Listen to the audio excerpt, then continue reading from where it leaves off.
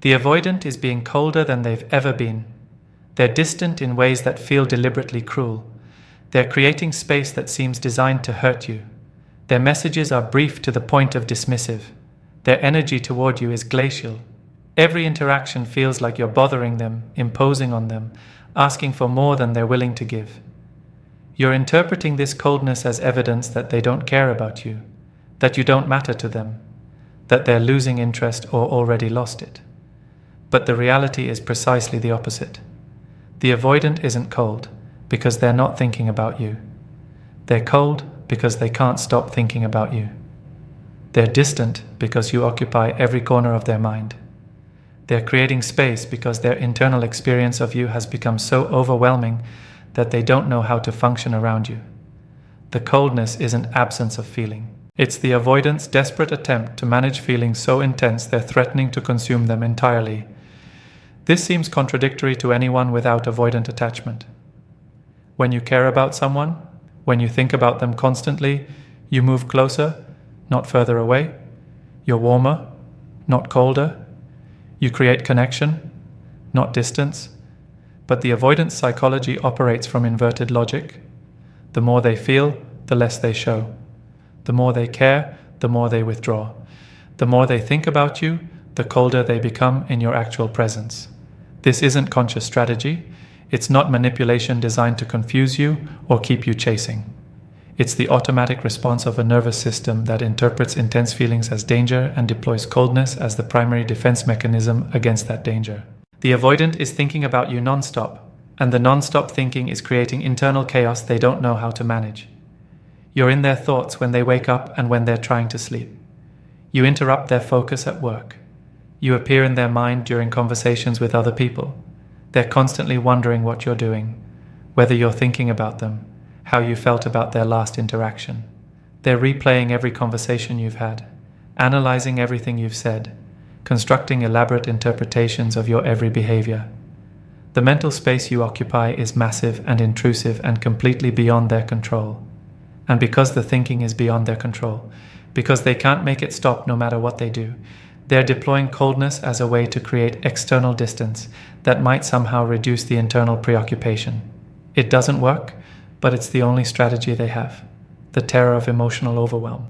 The avoidant is acting cold and distant because they're experiencing emotional overwhelm about you that's threatening their entire sense of self. They're feeling things they've spent their life avoiding feeling. Intense attachment, genuine need, vulnerability that feels like it could destroy them, desire that seems dangerous in its strength. All of these feelings are happening simultaneously, and with a force the avoidant has no capacity to manage. Their nervous system is interpreting the emotional intensity as emergency level threat, and coldness is their emergency response. By being cold to you, by creating distance, by shutting down emotionally, they're trying to regulate feelings that are dysregulating them completely.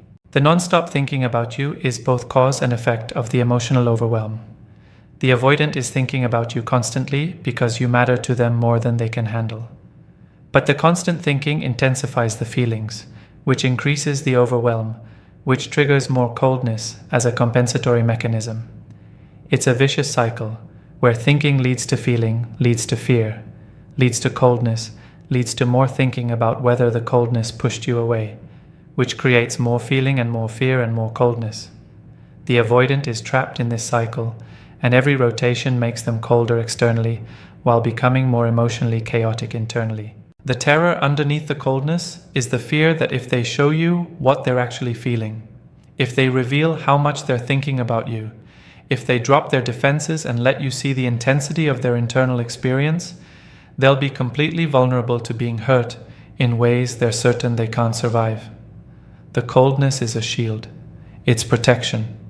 It's the armor they wear to prevent you from seeing that you have enormous power over them, that you could devastate them if you wanted to, that they're nowhere near as unbothered as they're performing. The colder they act, the more desperate they are to hide how much you matter. The more distant they seem, the more terrified they are that you'll discover their attachment to you and use it against them, or worse, leave them once you understand how needy they actually are. The cognitive obsession behind the cold exterior. While the avoidant is being cold to your face, Their mind is running endless loops about you.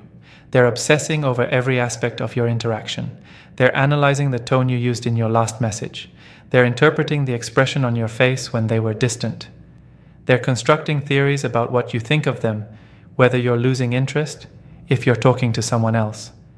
They're replaying conversations, wishing they'd said something different, agonizing over moments they were too cold or not cold enough.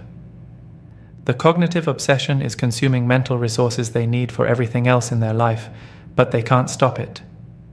You've become the central figure in their mental landscape, and they're thinking about you with an intensity that would shock you if you could see it.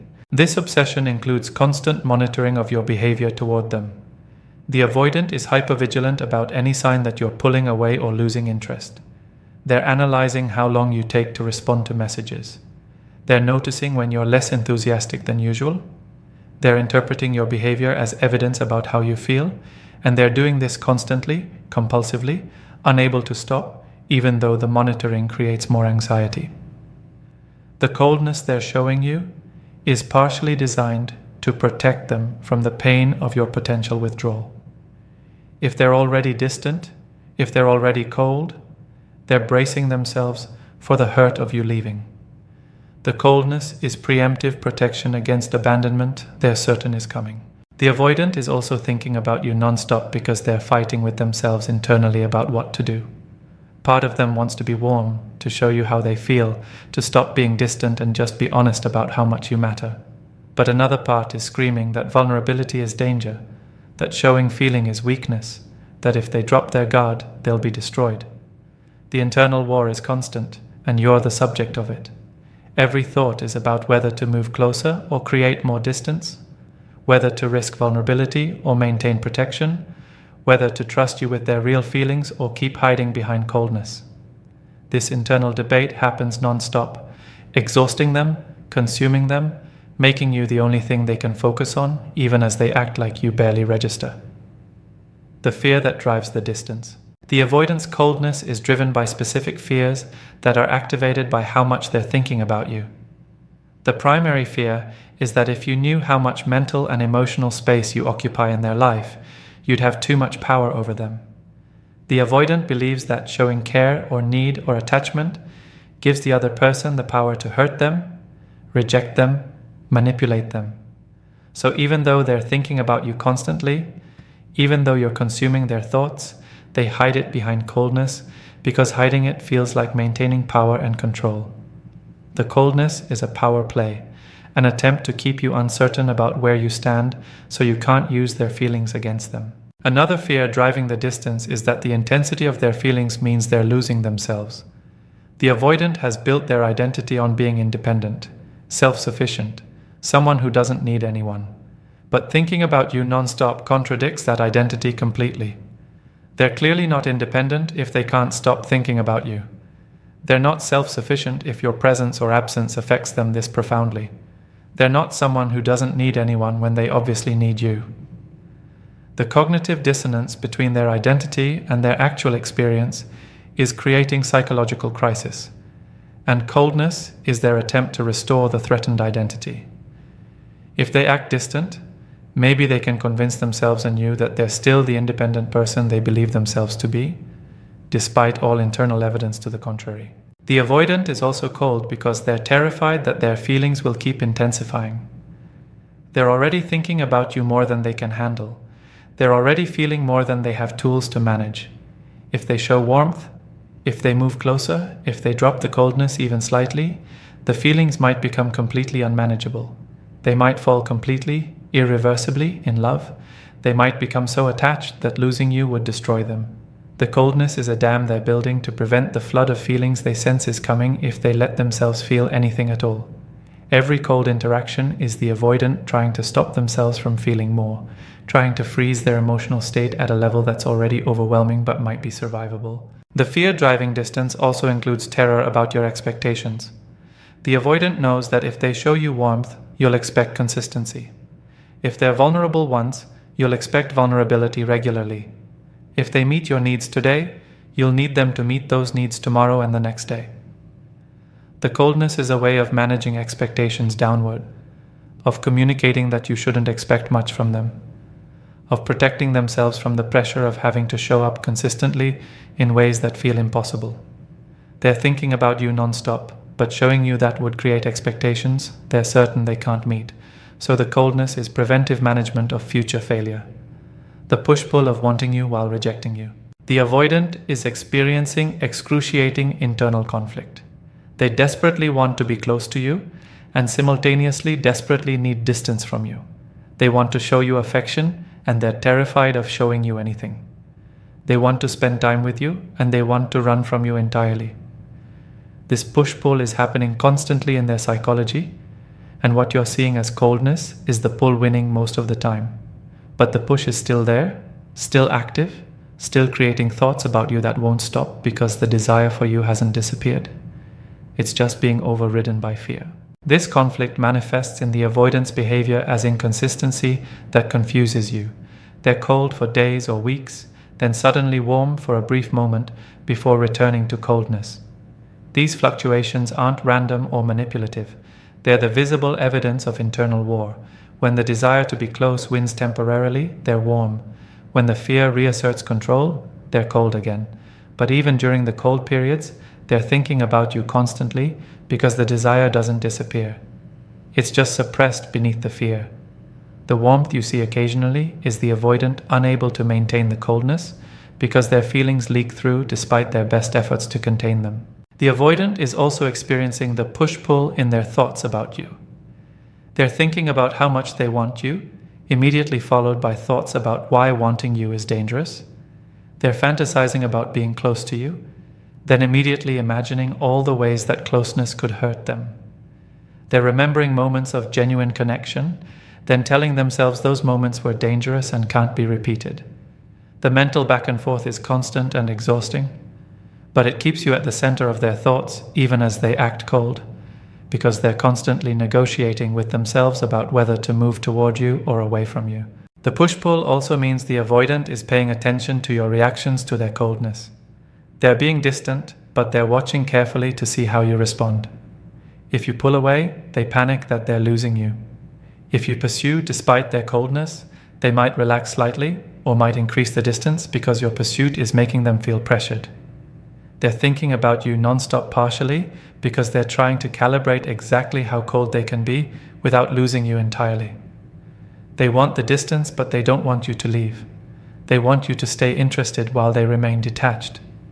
It's an impossible balance, but attempting to maintain it keeps you in their thoughts constantly.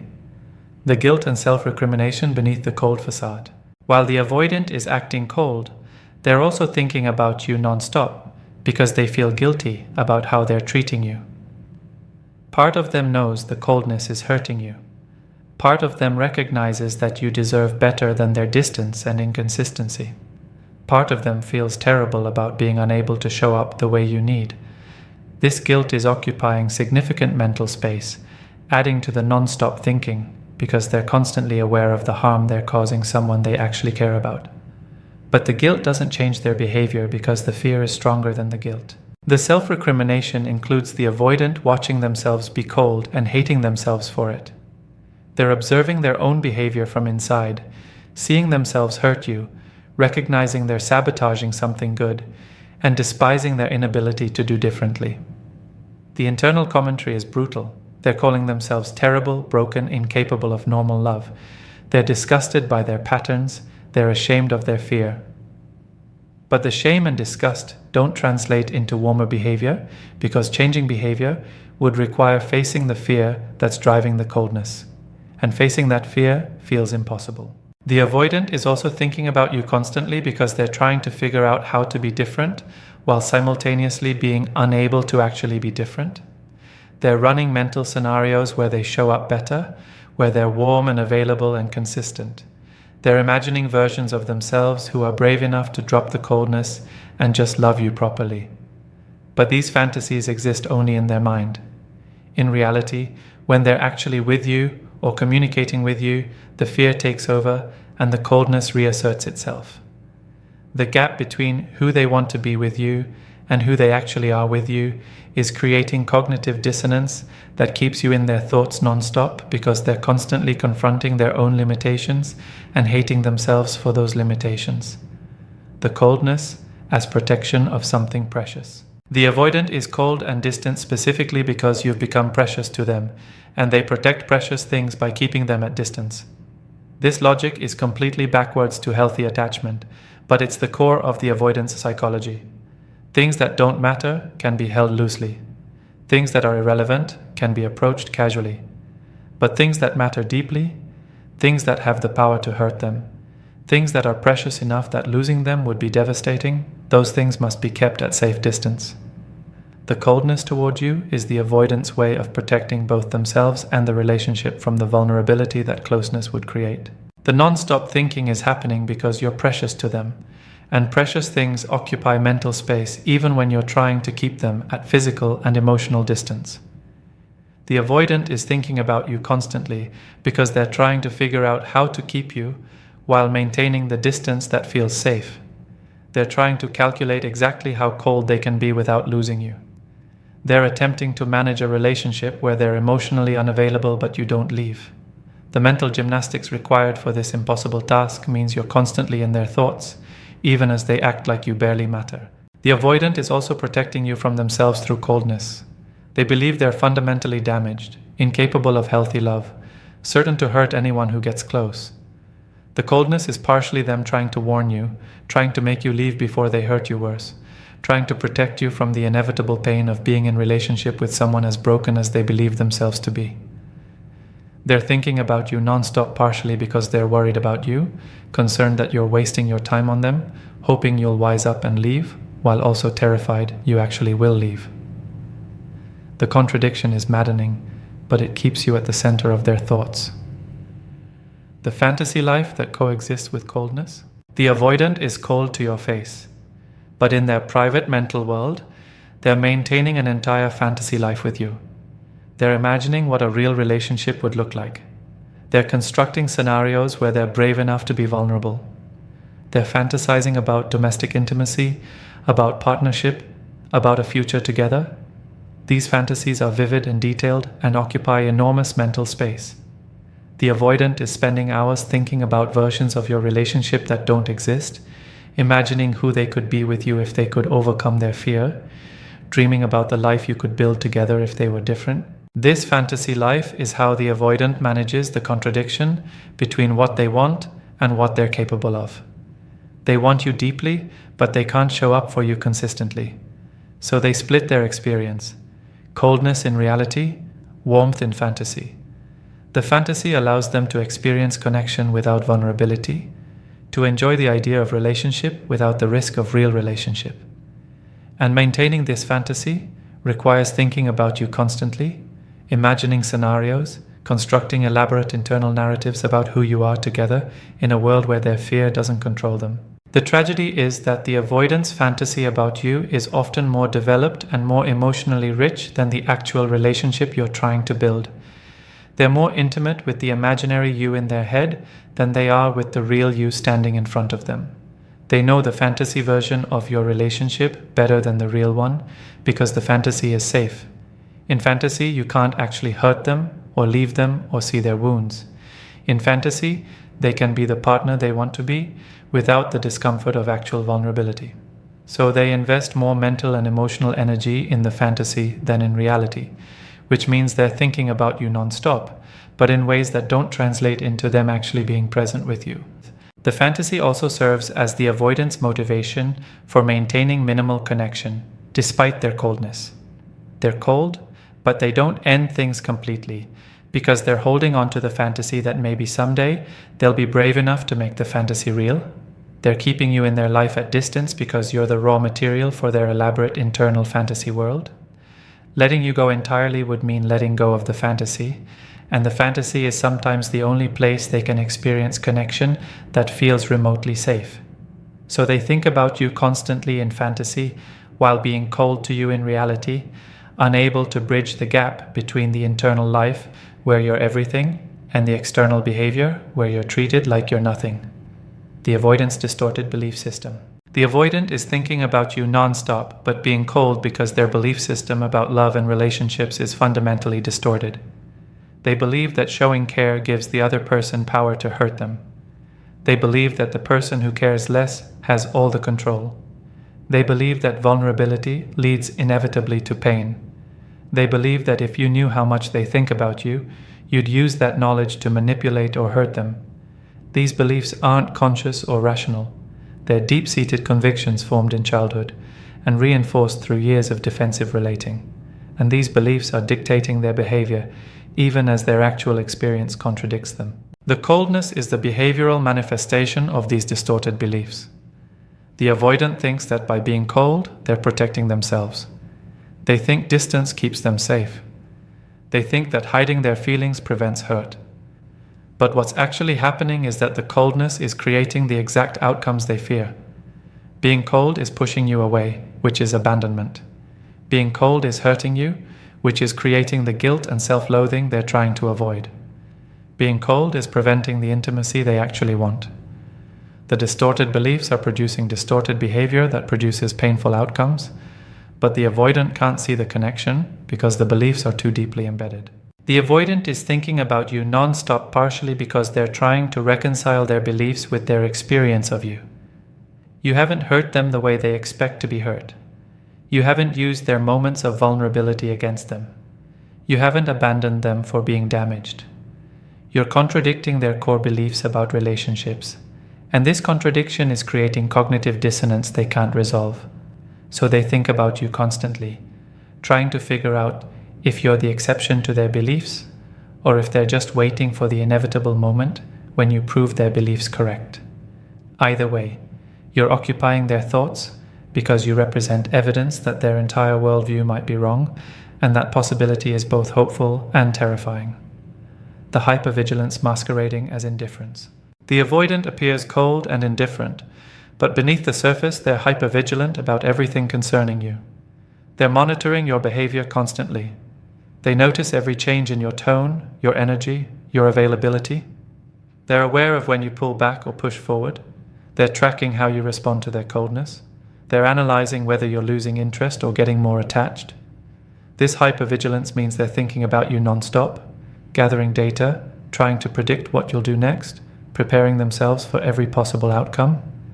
But the hypervigilance is completely hidden beneath a facade of not caring. The hypervigilance is driven by the avoidant's need to maintain control through information. If they can monitor you closely enough, if they can predict your behavior, if they can stay one step ahead, they feel less vulnerable. The coldness gives them distance to observe from, to watch you without being fully engaged, to study you without risking themselves. They're thinking about you constantly because they're constantly surveilling you, looking for signs of danger, checking for evidence that their fears about relationships are correct, scanning for any indication that they need to increase their distance to protect themselves. This hypervigilance also means the avoidant is aware of how their coldness is affecting you, even though they often pretend they don't notice. They see your hurt, they recognize your confusion, they're aware you're pulling away or losing patience, and seeing this causes them pain, which causes more thinking about you, which causes more anxiety, which causes more coldness as protection against the pain they're feeling about hurting you.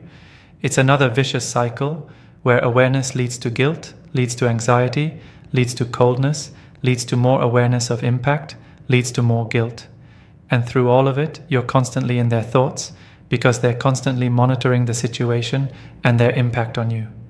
The loneliness that coexists with distance. The avoidant is being cold and distant, and simultaneously they're desperately lonely for you. The coldness is creating exactly the isolation they claim to want, but the isolation is painful in ways they didn't anticipate. They miss you while pushing you away. They long for your presence while creating circumstances that keep you absent. They want connection while building walls that prevent it. The loneliness is acute and constant, and it keeps you in their thoughts because they're always aware of your absence, always feeling the gap between the distance they've created and the closeness they actually want. This loneliness is particularly painful because it's self-created. The avoidant knows they're the reason for the distance. They recognize they're the one being cold. They understand they're creating the isolation they're suffering in. But knowing this doesn't translate into changing the behavior because the fear is still stronger than the loneliness. So they sit in the loneliness, thinking about you constantly, wishing things were different, while being unable to make things different, suffering from the consequences of their own defensive patterns. The avoidant is also lonely because their coldness means they can't share their actual thoughts and feelings about you with anyone, including you. They're thinking about you nonstop, but those thoughts stay trapped inside. They can't talk to you about how much you matter because that would be vulnerable. They can't talk to friends or family because that would mean admitting attachment they're not ready to acknowledge. So all the thoughts and feelings about you stay locked inside them, isolating them further. They're alone with the intensity of what they feel, and that aloneness is another form of loneliness that keeps you constantly in their thoughts, because the thoughts have nowhere to go except around and around in their own mind, the hope they won't admit. The avoidant is cold and distant, but underneath the coldness is hope they won't acknowledge even to themselves. They're hoping that despite their coldness, you'll stay. They're hoping you'll be patient enough to wait for them to work through their fear. They're hoping you see through the distance to the feelings beneath. They're hoping you'll prove their fears wrong by not abandoning them despite their terrible behavior. This hope keeps you in their thoughts constantly because they're always wondering if the hope is realistic, if you're really going to stay, if they're going to lose you because they can't overcome their fear fast enough. The hope also includes the hope that they'll change, that they'll wake up one day brave enough to drop the coldness and just love you properly. They're thinking about you nonstop partially because they're trying to will themselves into being different. They're hoping that if they think about it enough, if they want it badly enough, if they understand their patterns clearly enough, they'll somehow be able to overcome the fear and show up the way you deserve. But understanding doesn't equal capability, and wanting to change doesn't create change, and the avoidant is discovering that hope alone isn't enough to transform behavior rooted in deep trauma.